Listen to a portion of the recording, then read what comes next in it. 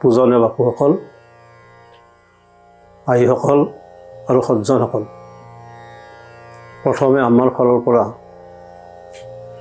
সশ্ৰদ্ধ প্ৰণাম জনাইছোঁ। আমি যোৱা প্ৰবচনত দেখুৱাইছিলোঁ যে যিসকল জ্ঞান মাৰ্গৰ সাধক তেওঁবিলাকে তীব্ৰ জ্ঞানৰ দ্বাৰা লিংগ শৰীৰ জীৰ্ণ কৰি জীৱাত্মাটোৱে পৰম ব্ৰহ্মৰ লগত লীন হৈ যায়, যাক নিৰ্বাণ মুক্তি বোলা হয়। ভক্তসকলে এই নিৰ্বাণ মুক্তিটো নিবিচাৰে। তেওঁলোকে ভক্তিযোগৰ দ্বাৰা নিজৰ লিংগ শৰীৰটো জীৰ্ণ কৰি জীৱ হিচাপে জীৱেশ্বৰ কৃষ্ণৰ সেৱা কৰি থাকিবলৈ বিচাৰে। সেইকাৰণে ভক্তসকলৰ দৃষ্টিত আৰু জ্ঞানমাৰ্গীৰ দৃষ্টিত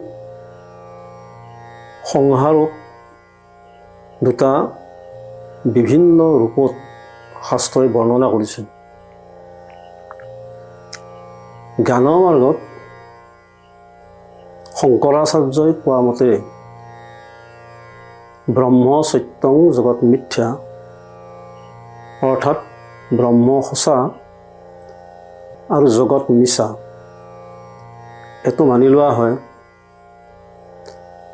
আৰু সেইকাৰণে জ্ঞানমাৰ্গীবিলাকে বিষয়ৰাজ্যৰ প্ৰতি সম্পূৰ্ণ পিঠি দি তেওঁলোকে পৰম ব্ৰহ্মৰ লগত লীন হৈ যাবলৈ বিচাৰে। কিন্তু ভক্তসকলে এই কথাটো অলপ অন্য ধৰণে বিবেচনা কৰে। তেওঁলোকে ভাবে যে জগত মিথ্যা হ'ব নোৱাৰে। পাৰমাৰ্থিক ক্ষেত্ৰত জগত অৱশেষত মিছা হ'লেও মহাপ্ৰলয়লৈকে জগতৰ ব্যৱহাৰিক সত্যতা আছে। আৰু এই জগত ভগৱানে নিজে সৃষ্টি কৰি মায়াৰ দ্বাৰা তেওঁ খেলা কৰি আছে, ক্ৰীড়া কৰি আছে। গতিকে ভক্তসকলে ব্ৰহ্ম সত্যম এইটো স্বীকাৰ কৰে আৰু জগত মিথ্যা এই কথাটো স্বীকাৰ কৰিও মহাপ্ৰলয়লৈকে ইয়াৰ ব্যৱহাৰিক সত্যটোতো স্বীকাৰ কৰে।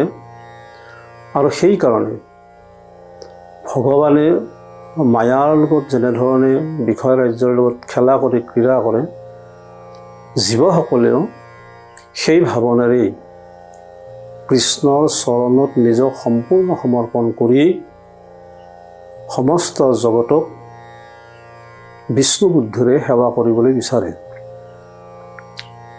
তেওঁলোকে পৰম ব্ৰহ্মৰ লগত লীন হৈ যাবলৈ নিবিচাৰে। কিন্তু জীৱ আৰু জীৱেশ্বৰ হিচাপে থাকি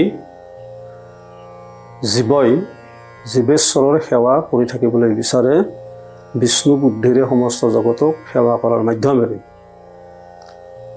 সেইকাৰণে ভক্তসকলে মুক্তি বোলা বস্তুটো নিবিচাৰে।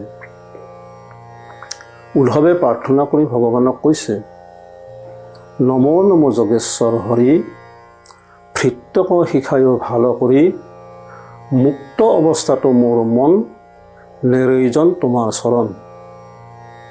আকৌ মুকুতি সুখকো তেজী মহাজনে, শৰণ লৱে তোমাক।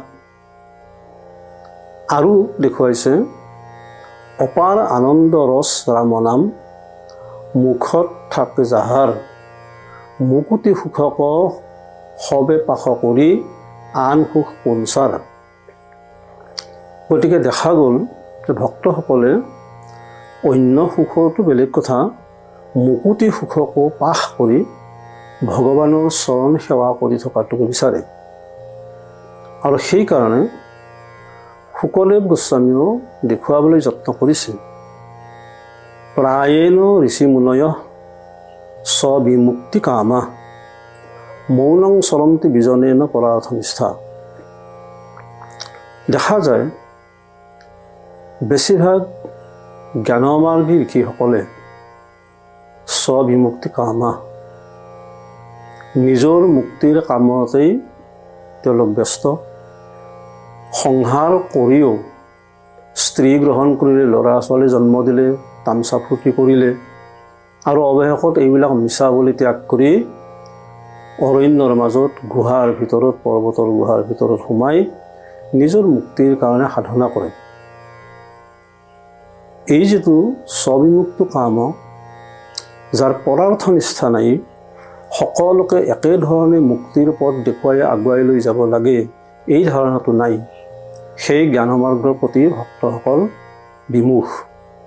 তেওঁলোকে ভক্তি মাৰ্গৰ দ্বাৰা জীৱেশ্বৰৰ সেৱা কৰি থাকিবৰ কাৰণে বিচাৰে।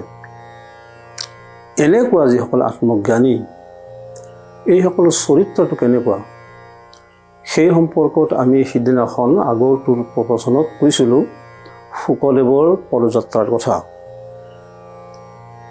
আপোনালোকে ইতিহাস চালে জানিব, আজিৰ যিটো চীন আৰু আমেৰিকা ভূখণ্ড, এইখিনিক বাদ দি সমস্ত পৃথিৱীখনেই ভাৰতবৰ্ষ আছিল। সেই সময়ত বেদব্যাসে ৰাছিয়াৰ বৈকাল হ্ৰদৰ পাৰত আশ্ৰম পাতি শুকদেৱক আত্মজ্ঞানৰ উপদেশ দিছিল। তেতিয়া শুকদেৱৰ বাপেকৰ ওচৰত, গুৰুৰ ওচৰত এটা প্ৰশ্ন হৈছিল যে তেওঁৰ ব্ৰহ্মজ্ঞান হৈছে নে নাই। তেতিয়া শুকদেৱক কৈছে ব্যাসদেৱে যে এই কথাটো নিৰ্ধাৰণ কৰিব মিথিলাৰ ৰজা ৰাজৰ্ষি জনকে। গতিকে তুমি ইয়াৰ পৰা পদব্ৰজে মিথিলালৈকে যাব লাগিব। বাটত পৰ্বত, পাহাৰ, নৈ, সমুদ্ৰ এই বস্তুবিলাক পাৰ হ'ব লাগিলে যোগৰ আশ্ৰয় ল'ব পাৰিবা, বাকী পদব্ৰজে যাব লাগিব। শুকদেৱে পদযাত্ৰা আৰম্ভ কৰিলে আৰু মিথিলা ৰজা জনকৰ ওচৰত আহি উপস্থিত হ'ল। তেওঁ যে আহি উপস্থিত হৈছে, কি উদ্দেশ্যে আহিছে, এই গোটেই কথাখিনি শুকদেৱে ৰাজৰ্ষি জনকক জনালে। ৰাজৰ্ষি জনকে তেওঁক চোতালত তেওঁক দৰ্শন কৰিবৰ কাৰণে শাৰী পঠোৱা থকা সেই ব্যক্তিবিলাকৰ মাজত শুকদেৱকো থিয় কৰাই ৰাখিলে। তীব্ৰ ৰ'দ, প্ৰখৰ ৰ'দ। জনকে কৰিলে একজন একজনকৈ দৰ্শন কৰা ব্যক্তিসকলৰ যেতিয়া গৈ গৈ গৈ শুকদেৱৰ পাল পৰিল, তেতিয়া শুকদেৱক তেওঁ ভিতৰলৈকে আহিবলৈ নিদিলে। নিদি শুকদেৱৰ পিছত থকা যিসকল ব্যক্তি, তেওঁলোকক এজন এজনকৈ আহিবলৈ দিলে। শেষ হ'ল দৰ্শনাৰ্থীৰ দৰ্শন। ইতিমধ্যে সূৰ্য ডুবিল আৰু শুকদেৱক মাতি অনা হ'ল। শুকদেৱক ৰাজৰ্ষিয়ে বৰ বিনয়ভাৱে কৈছে যে তোমাক তেনেকৈ প্ৰখৰ ৰ'দত থিয় কৰাই অইনবিলাকক দৰ্শন দিয়াৰ যিটো অনিয়ম, এইটোৰ কাৰণে আচলতে মই বৰ দুখিত। তেতিয়া শুকদেৱে কৈছে যে সকলোৱে যদি কৃষ্ণৰ বাহিৰে একো বস্তুৱেই নাই, গতিকে দুখ পোৱা আৰু দুখ দিয়া এই দুটাৰে কোনো অৰ্থ নাই। তাৰপিছতে শুকদেৱক যথাযোগ্য সৎকাৰ কৰিবৰ কাৰণে পৰামৰ্শ দিলে। পৰামৰ্শ দিয়াৰ পিছতেই শুকদেৱক গা ধুওৱা, খাদ্য খোৱা এইবিলাকত লাগি গ'ল। তাৰপিছতে এটা জনকে কাম কৰিলে যে এওঁক খাই লৈ উঠাৰ পিছতে তেওঁৰ মনৰ বিভ্ৰান্তি আনিবৰ কাৰণে অত্যন্ত নিপুণা কেইজনমান বেশ্যা নিয়োগ কৰা হ'ল। বেশ্যাবিলাকক কোৱা হ'ল যে তেওঁৰ কামনাটো জাগ্ৰত কৰিব লাগিবই। যেতিয়া তেওঁলোকে চেষ্টা আৰম্ভ কৰিলে তেতিয়া শুকদেৱৰ টোপনি আহিল আৰু সেইকাৰণে তেওঁলোকে আহি বেশ্যাবিলাকে ৰাজৰ্ষিক জনালে যে তেওঁৰ টোপনি আহিল, কাম নহ'ল। তেতিয়া তেওঁ কৈছে যে তেওঁ বহু ঠাই খোজ কাঢ়ি কাঢ়ি আহিছে, গোটেই দিনটো অহলত থিয় কৰাই ৰাখিছোঁ।